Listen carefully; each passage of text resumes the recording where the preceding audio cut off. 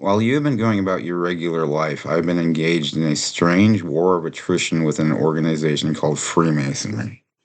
This struggle is finally coming to a head, and it looks like I am essentially doomed. I am going to relate to you as much of this as possible before my time is up. I don't know how long I have or what's going to happen to me. Let it be known that the only thing that I've done wrong is attempt to seek medical treatment in a system that is built upon exploitation. Somehow, while attempting to do this, I have offended a religious cult that holds massive amounts of power. I am completely alone in my struggle against them. Everyone I know has abandoned me. Therefore, I am making a document of my experiences in the hopes that it reaches somebody out there. Earlier this year, I successfully detoxed from a heavy narcotic called buprenorphine. This is also known by the brand name Suboxone. I had to do this alone without the help of any real medical assistance, and this wasn't for lack of trying. After detoxing, I contacted my doctor and informed him what I was going through. He retired shortly after, and the last thing that he did before doing so was refill my prescription, even though we had discussed on several occasions that I had discontinued using it. The rate of recovery is incredibly low when it comes to opioids, and I have a hard time believing that he would simply forget that one of his patients successfully detoxed. A big part of the reason that I was able to successfully do this is because I've been prescribed THC. Unfortunately, I am no longer able to get to the dispensary, so I have to get it illicitly. The local police caught me doing this, and I am now facing 5 to 10 years because our marijuana policies in the state that I live in are very harsh. I know a number of Masonic secrets, and this makes me a heavy liability to those that are in power. Therefore, I suspect ulterior motives when it comes to my treatment. I have been prosecuted very strongly, and it shows no signs of letting up at all. I never intended to interfere with these people. I was dragged into all of this through no fault of my own. I strongly suspect that my local police know that I'm not a drug dealer, and it simply doesn't matter to them. Heavy police membership in fraternal orders like Freemasonry is common knowledge. And defining what these groups actually are is fairly easy. We shall simply cite their own language. Specifically, you can usually define these as secret societies with heavy religious overtones. In other words, it's a fucking cult. How can separation of church and state be possible in our country when so many of our authority figures and elected officials are bound to Masonic organizations? These groups are focused on Bible study, and belonging to one seems to be a prerequisite for community leadership. This all raises a very simple question. How religious are they? The answer to this is straightforward enough that it can be confronted in 3 words. Kiss the book. Yes, really. In addition to pledging an oath of secrecy upon the Christian Bible, the initiate also shows their subservience to its contents by literally kissing it. 7 times in this case. The Christian Bible is the book of the devil's bargain, and many copies even contain a page in which to sign your name. The reason why it's the book of the bargain is because true understanding of its contents usually comes at the price of an oath of secrecy. It also functions as a bizarre sort of binding social contract. There is a black reading and a white reading of this volume. One set of interpretations is prepared for the Vulgate, while another is given to the initiate alone. In other words, your priests and other earthly authority figures are taught a different theology despite it being contained in the same text. This is accomplished through understanding of allegory and metaphor. Common people are given a literalist reading, while the priest class is given a more abstract one. An excellent example of this is Mark 12:17. Render to Caesar the things that are Caesar's, and to God the things that are God's. This statement comes up in the Bible on 3 occasions, so apparently paying your taxes on time was a central tenet of Christ's message. At least that's what those in power would love to have you believe. In order to understand the actual intent of the authors here, you have to ask yourself, what was truly rendered unto Caesar? That's right, a violent death at the hands of his subordinates. Therefore, it could be inferred that the authors of this portion of the Bible are actually encouraging their audience to overthrow tyrannical authority figures by any means necessary. This is all worded in a style that would initially appeal to the sensibilities of said authorities while secretly holding a separate meaning for those who hold contempt for them. These volumes were written hundreds of years after the assassination of Julius Caesar, so there's no way that the original authors didn't draw this parallel. Furthermore, the number 3 has extreme esoteric significance, and the recurring nature of the verse alone is most likely an attempt to call attention to it. This is the true nature of the grand book, and there is an overclass in the society that is given a secret education in how to actually read it. This education actually far exceeds the confines of the Christian Bible. The best example of this is Greek mythology. It exists as a separate biblical canon that is secretly still relevant in the modern era. This material is studied to at least some extent by Freemasons and those that are invited into what are known as Greek letter fraternities. Make no mistake about it, these myths are themselves a form of religion. Lifting the veil on Freemasonry reveals a system that is structured on using hazing and peer pressure in order to enforce a rigid status quo. This is necessary because the current establishment can't weather logical scrutiny, and any system that can't account for legitimate criticism must be maintained through force.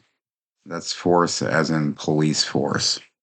The hazing model employed by Freemasonry is known as the vitriol method, and it is apparently at least as old as Plato. This term is also an alchemical one. Alchemy is generally thought to be a precursor to chemistry, which is true, but it is also an ancestor of modern psychology as well. This is what is known as transmutation of the soul, and elements of this live on in Masonic ritual. These are approximately the same techniques that are used to initiate members of college fraternities, which themselves are based upon a Masonic model. Petty nitpicking and passive aggression are used to shape the behavior of the initiate and those outside of Freemasonry as well. For example, the American government has deployed something similar on its public through something called the Mockingbird program. Yes, that name is literal. It appears that the purpose of the Mockingbird program is to ridicule and degrade the American public. I could not tell you why you'd want to do this to your populace, but it is definitely being done. This process is what is known to Freemasons as fellowcraft, which is exactly what it sounds like. Crafting fellows. The literature of the lodge states that Freemasons are crafted by the chisel and the mallet, and this is exactly what they are talking about. Essentially, they are going to attempt to mold you into what the lodge wants you to become through scolding and social influence. This also recalls the gavel of the magistrate. This is the sign of an entered apprentice. In order to clarify its meaning, let's watch a professional Pharisee demonstrate it.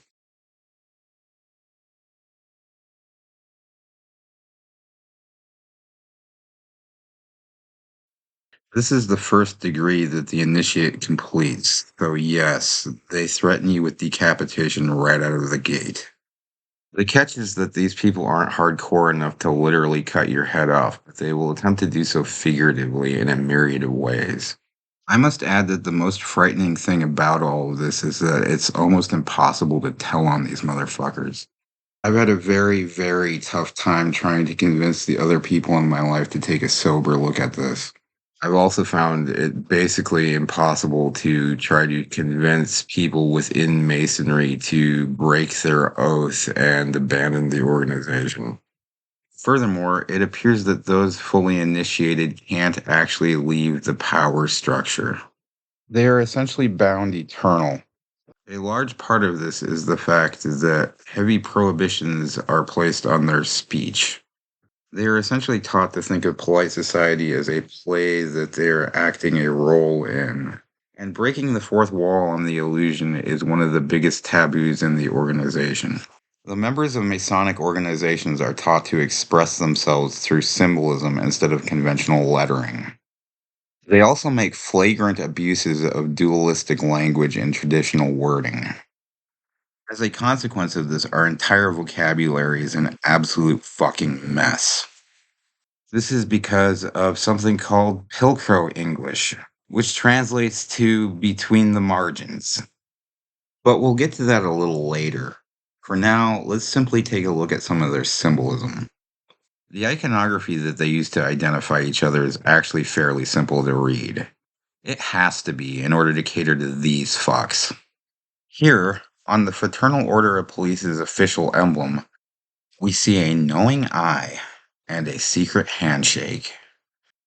This specific handshake represents a very peculiar agreement. I like to call it the lamb shake. In publicly available Christian propaganda, a savior figure is shown caring for and cradling the flock. But the private literature given to the members of the Masonic status quo shows that the lamb is to be roped and sheared. A shoe is depressed and a quiet handshake is made.